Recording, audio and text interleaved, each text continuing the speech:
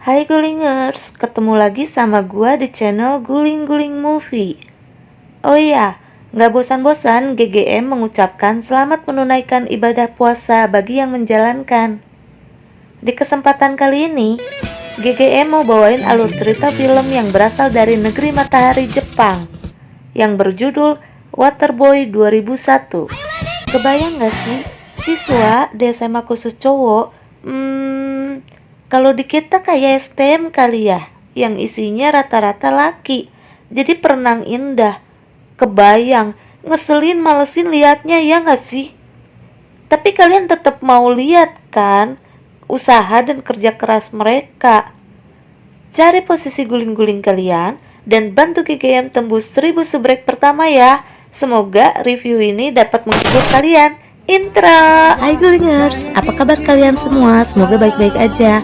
By the way, makasih lah ya Jeng yang udah support channel ini dengan cara subscribe. Dan buat kamu-kamu nih yang baru guling-guling di channel ini, jangan lupa lo ya Jeng dipijitin tombol subscribe sama loncengnya. Yaudah yuk kita guling-guling, berangkat.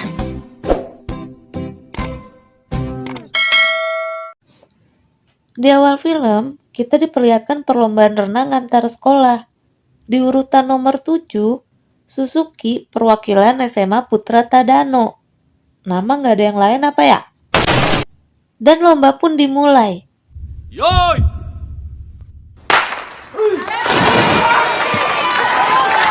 Suzuki kesenengan. Dikira dia yang pertama karena lawannya tuh nggak nampak. Yang taunya dia tuh terakhir, orang lain udah pada naik, dia baru nyampe.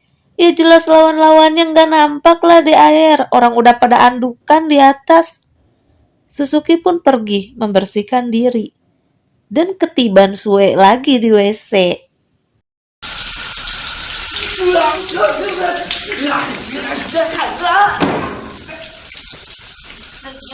Pas mau pulang, dia nemuin penjepit hidung. Dan dengar suara sorak-sorai. Dia pun menghampiri dan melihat siswi-siswi perenang indah yang bagus dah. Dan film Waterboy pun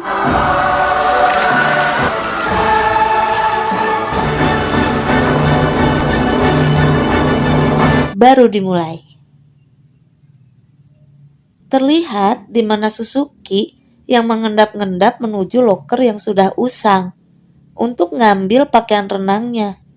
Gak sengaja dia tuh ngejatuhin kacamata renangnya yang langsung dikejar anjing penjaga di situ.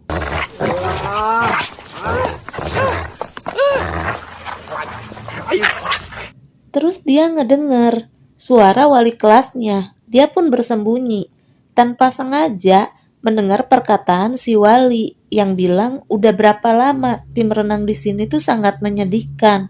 Cuma tinggal satu siswa senior yang lemah bernama Suzuki. Dan ini udah waktunya dia untuk keluar.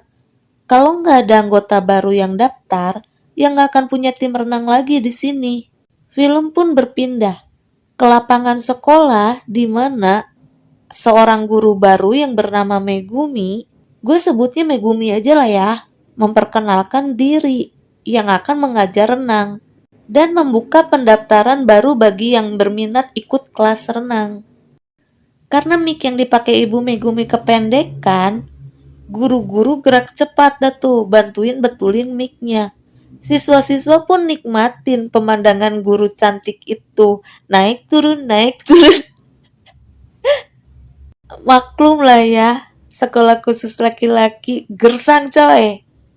Di keesokan harinya, nampak kolam renang yang burik di awal film tadi udah bersih. Tim renang yang awalnya cuma 1 orang langsung jadi rame. Semua itu karena gersang. Suzuki yang nampak kebingungan dihampiri Sato yang tidak dapat bertanding basket lagi karena cedera yang memutuskannya ikut tim renang. Sambil melirik guru renangnya yang lagi mandiin anjing. Ini suara si guru renang yang waktu lagi ini suara si guru renang yang waktu lagi mandiin anjing. Please deh. Dia pun bilang Nggak cuma dia yang mutusin ikut renang. Itu. Semua yang berhenti dari karate. Itu dari senam. Dan itu dari atletik. Nggak cuma itu. Tuh, kutu buku otak. Itu juga bocah yang tenggelam, si Kanazawa. Dan itu yang di ujung sana, itu Satome, ikut juga renang. Semua siswa pun keluar dari kolam dan mau mulai keributan karena nggak suka digibahin sama si Sato. Ribut pun batal karena si Ibu Megumi datang. Terus anak-anak tuh pada ngikutin si Ibu Megumi. Gersang. Para murid bertanya, "Nggak renang nih Bu?" Emang dasar nih si guru EB bukannya jawab malah tiba-tiba merajuk dan berlari melewati siswa lainnya. Si Sato pun nanya, apa yang anak-anak lakukan? Si Ibu Megumi sepercik air di tengah kegersangan malah makin ngerajuk, anjada ah. Si siswa-siswa yang peduli pun bilang, ajari kami apa aja, nggak apa-apa, kami mau kok. Langsung dah, merajuknya hilang. Mereka semua pun ke kelas sambil nobar video perenang indah putri, di mana Ibu Megumi sambil curhat mimpinya melatih tim renang indah sendiri. Kenapa laki-laki nggak bisa? Ayo kita lakukan. Kelar curhatan, udah hilang semua datu muridnya. Cuma sisa berlima doang yang terjerembab dalam kondisi itu. Yang akhirnya, mau nggak mau mereka pun latihan dah. Singkat cerita, kembali ke kolam, Ibu Megumi datang dengan mengenakan baju renang dan menunjukkan sebuah poster mereka yang akan tampil perdana dari SMA Tadano. Murid-murid ya kaget, tapi si guru yang merupakan mimpinya begitu bersemangat, on fire man. Waktu lagi menjelaskan, tiba-tiba si ibu merasa mual. Terus ke rumah sakit dah. Yang ternyata hasil pengecekannya tuh dia tuh lagi bunting. Dan harus ngambil cuti melahirkan. Keesokan harinya, ketua kelas mempertanyakan, tim renang yang akan tampil untuk berbagi kolam renang dengan tim basket yang akan mengadakan program memancing. Si Sato langsung bilang, mereka akan mengundurkan diri, yang otomatis itu kolam renang jadi dipakai tim basket sepenuhnya. Jadi tempat pancingan. Lalu film berpindah, di mana mereka berlima merasa lega, nggak usah terpaksa latihan untuk tampil jadi perenang indah. Di tengah pembicaraan, tanpa sengaja mereka mendengarkan gibahan murid-murid lain yang bertaruh tim renang gak akan tampil karena mereka orang-orang yang gak punya harapan sambil pada ketawa. Kanazawa yang kesel ngedengar semua itu pergi datu lari dan dikejar sama yang lain yang ikut buang kesel. Lari sampailah ke kolam renang yang lagi diisi ikan-ikan. Si Sato ngampirin tim basket dan bilang mereka berubah pikiran dan akan menggunakan kolam renang. Yang sayangnya udah terlambat karena ikan-ikan itu udah dimasukin semua. Si Sato pun memelas ke tim basket yang tetap gak mau ngalah masalah kolam. Si tukang ikan, Bapak Isomura, bilang, kalian bisa pakai kolam ini. Kalau kalian keluarin semua ikan, dia bakal bawa balik lagi tuh ikan-ikan. Tim basket pun menyetujui dan akan memberikan kolam jika mereka berhasil. Tanpa pikir panjang, Sato lompat datu ke kolam nerima tantangannya. Tim renang lain pun cepat-cepat bantu si Sato. Pak Isomura bilang, percuma nggak akan berhasil. Singkat cerita, Suzuki punya ide untuk mengeringkan kolam. Kolam pun udah kering. Mereka langsung tuh nangkep-nangkepin ikan. Tapi Kanazawa yang putus asa memutuskan untuk pulang. Pas mau keluar dari kolam, dilemparin tuh ikan-ikan yang ngebuat Kanazawa marah dan membalas. Karena kebisingan, datang datu yang lagi patroli. Mereka pun coba kabur.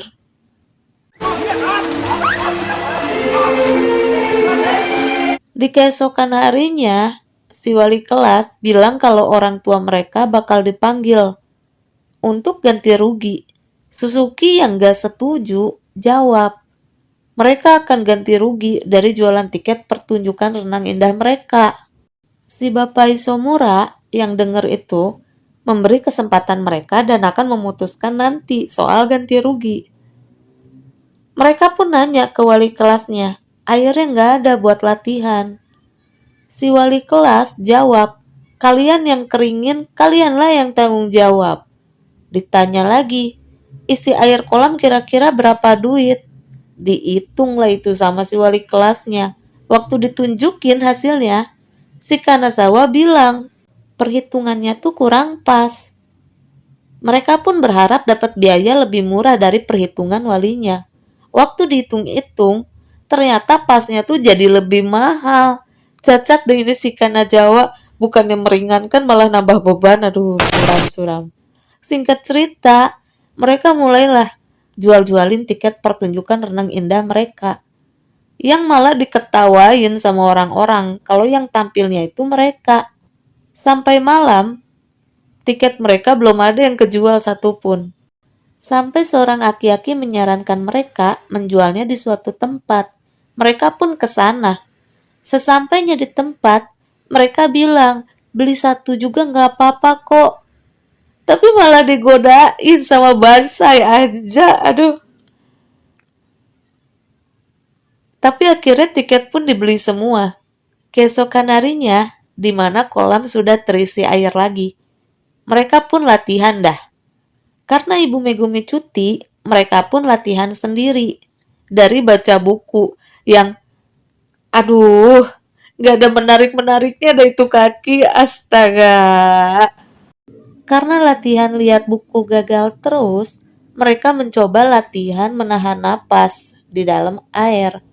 Sampailah di hari mereka harus menunjukkan keseriusannya sama wali dan tukang ikan.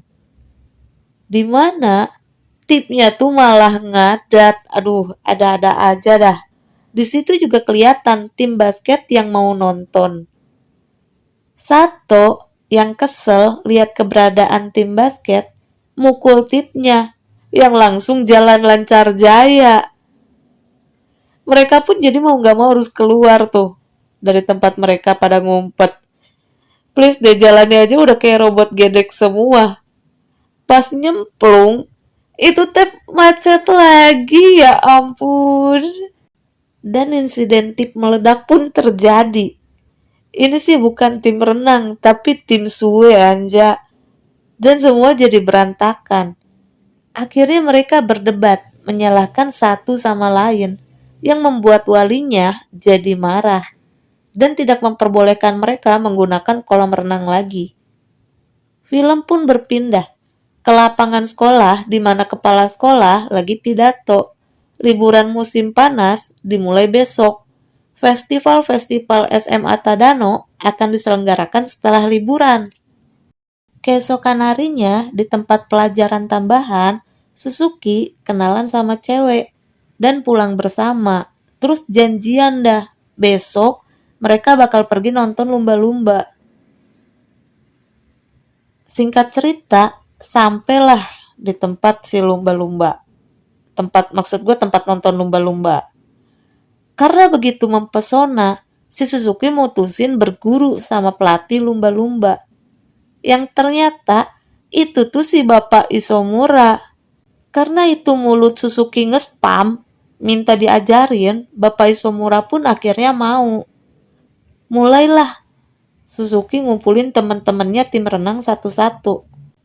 Dimulai dari rumah Satome, terus ke rumah Ota, ke Empang jemput Kanazawa, dan yang terakhir Sato yang lagi ngeband. Sato menolak ajakan mereka. Keesokan harinya, mereka pun pergi ke tempat pelatihan sambil terus berharap si Sato datang.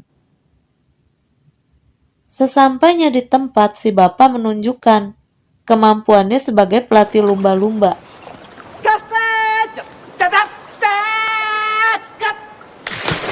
Mereka pun disuruh beresin pakaian dan turun ke bawah. Sesampainya di bawah, disuruh bersihin akuarium. Mereka yang gak punya pilihan pun kepaksa ngikutin perintah. Setelah selesai, si bapak datang, nyuruh besok bersihin tangki-tangki. Singkat cerita, 2 minggu udah berlalu, tapi gak ada latihan, cuma bersih-bersih terus. Sedangkan liburan musim panas udah mau habis. Mulailah muncul pikiran buruk mereka, cuma dikerjain. Karena kesel, mereka pun lari-lari, terus pada nyemplung dah. Tapi si bapak muncul dan melarang mereka renang di situ. Anak-anak pun mulai komplain tidak ada pelatihan. Si bapak pun coba mengalihkan dengan pertanyaan semua pekerjaan yang ternyata semuanya tuh udah diselesaikan. Terus muncul deh tuh ide, dicek tangan anak satu-satu.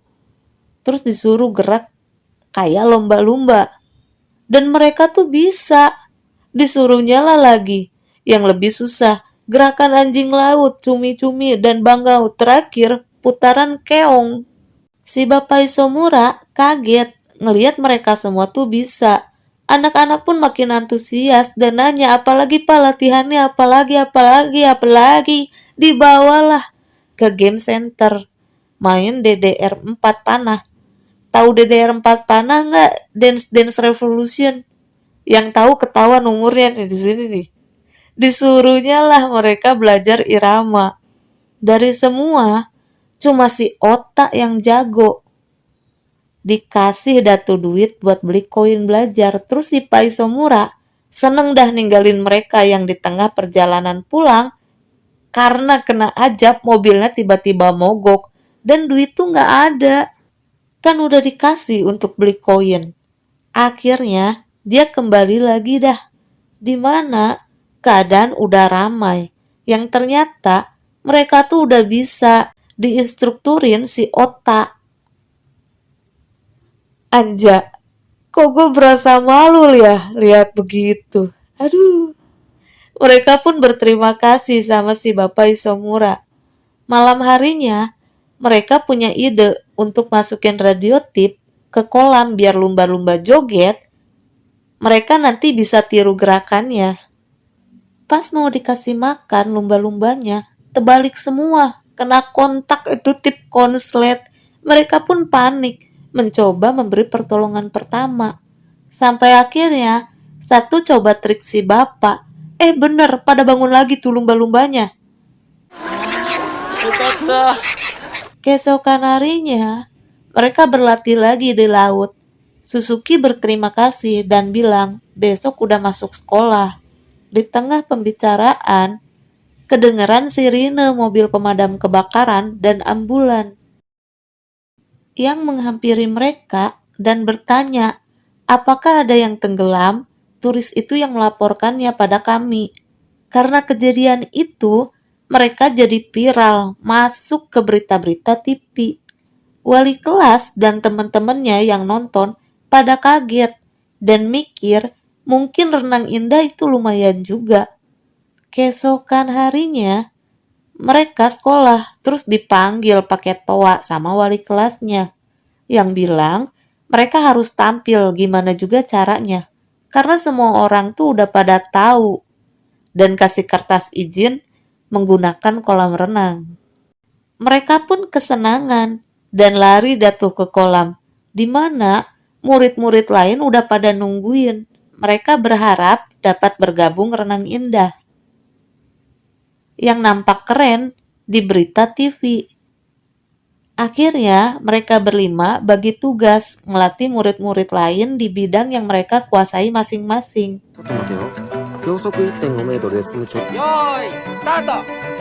Singkat cerita, mereka bagi-bagiin poster. Karena mereka udah viral, nampak perlakuan orang-orang udah berbeda sama mereka. Semua murid pun pulang dengan semangat menanti acara festival esok. Di malam hari, Suzuki nemuin ceweknya, minta maaf nggak bisa datang ke festival sekolah ceweknya, karena di sekolahnya tuh ada festival juga. Waktu lagi ngobrol, kedengeran sirine pemadam kebakaran yang menuju SMA Tadano. Suzuki pun cepet-cepet pergi ke sekolahnya, disusul teman-temannya. Sesampainya di sana, Suzuki dan teman-temannya lari ke kolam yang airnya tuh udah rata dipakai sama petugas pemadam kebakaran. Singkat cerita, sampailah di hari festival. Mereka pun kebingungan lihat kolam yang kagak ada airnya. Tiba-tiba, ada 3 cewek menghampiri, memperkenalkan dirinya sebagai ketua festival SMA Sakuragi. SMA Sakuragi itu SMA khusus cewek yang letaknya tuh berdekatan sama SMA Tadano. Oke, lanjut. Yang dengar kebakaran terjadi dan menawarkan untuk menggunakan kolam di sekolahnya. Tim renang pun seneng dengernya dan cepet-cepet bersiap-siap. Perpindahan pun diumumkan di toa sekolah Tadano. Di tengah perjalanan, nampak Ibu Megumi yang sudah melahirkan memberi semangat pada tim renang indah. Di SMA Sakuragi, nampak penonton yang udah ramai, di mana di antaranya ada ceweknya Suzuki. Suzuki pun bilang akan mundur karena malu nggak mau ceweknya tahu. Udah jamnya, mereka pun lari untuk pertunjukan, meninggalkan Suzuki sendiri.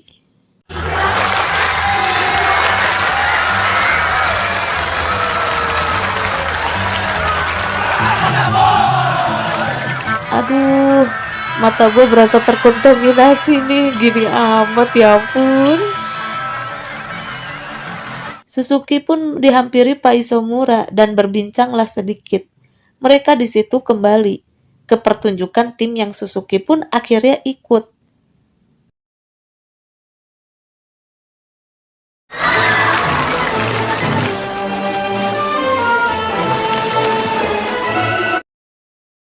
Semua penonton antusias melihat penampilan tim renang SMA Tadano. Wih, keren sih ya. Kalau ini sih ganja. Apalagi di sini. Aduh, ingin mulut berkata kasar.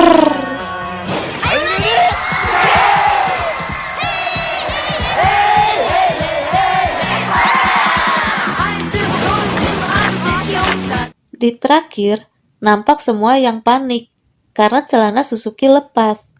Melihat itu, ceweknya lemparin celana lain. Pertunjukan pun akhirnya dapat diselesaikan. Asli nih film, bener-bener. Tiada usaha yang mengkhianati hasil coy. Dan tamat. Jika kalian terhibur, tolong disubrek ya. Thanks para gulingers yang udah stay sampai akhir. See you next video. Bye.